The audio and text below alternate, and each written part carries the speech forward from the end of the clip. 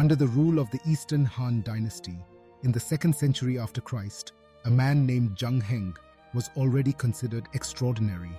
He was a scholar, an astronomer, a mathematician, a poet. He charted the stars, improved calculations of the heavens, and built ingenious mechanisms that combined precision with beauty. Yet one of his most remarkable contributions was not directed to the sky, but to the trembling earth beneath his feet. In the year 132, he presented at the imperial court a device that would become famous, the first known seismoscope. It was an immense bronze vessel, shaped like a great urn, richly decorated with clouds, animals, and symbols of the cosmos.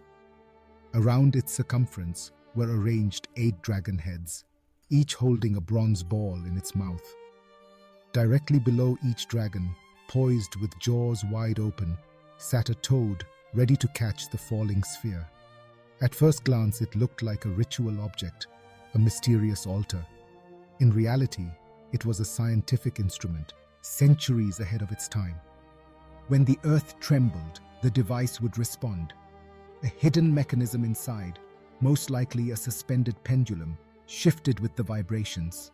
Its movement pushed a lever corresponding to one of the dragons. The dragon's mouth opened, the ball dropped, and the toad below caught it with a metallic sound. The direction of the earthquake was thus revealed. The fallen ball marked the compass point from which the tremor had arrived. Contemporary chronicles describe the astonishment of the court. One account tells that the instrument once released a ball, even though no one had felt the ground move in the capital. Days later, a messenger arrived with news. An earthquake had indeed struck, hundreds of kilometers away, in the very direction indicated by the device. For the officials of the Han dynasty, this was more than a technical success.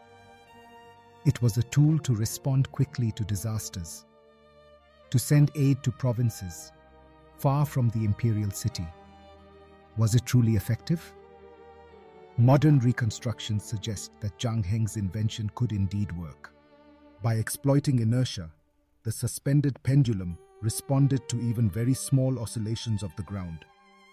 Engineers who rebuilt it in the 20th and 21st century showed that the principle is valid.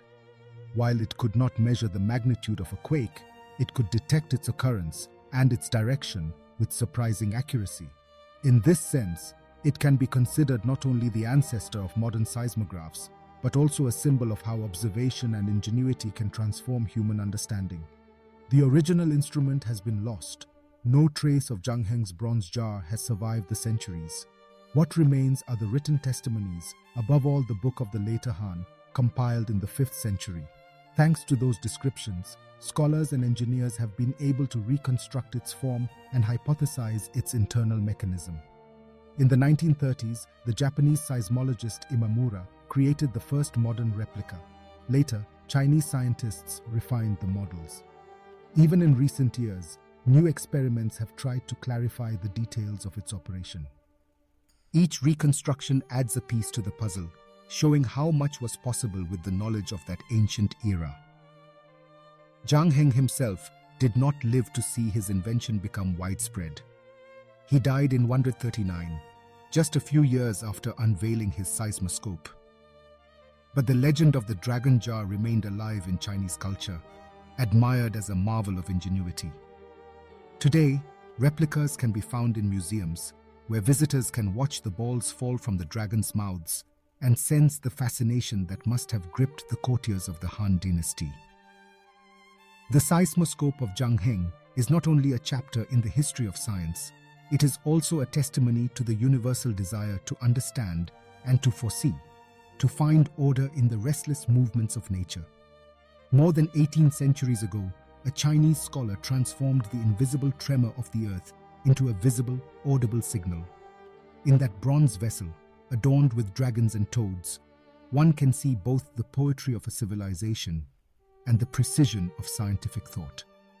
It is a reminder that the quest for knowledge has always been part of the human story, uniting past and present in the same unceasing curiosity.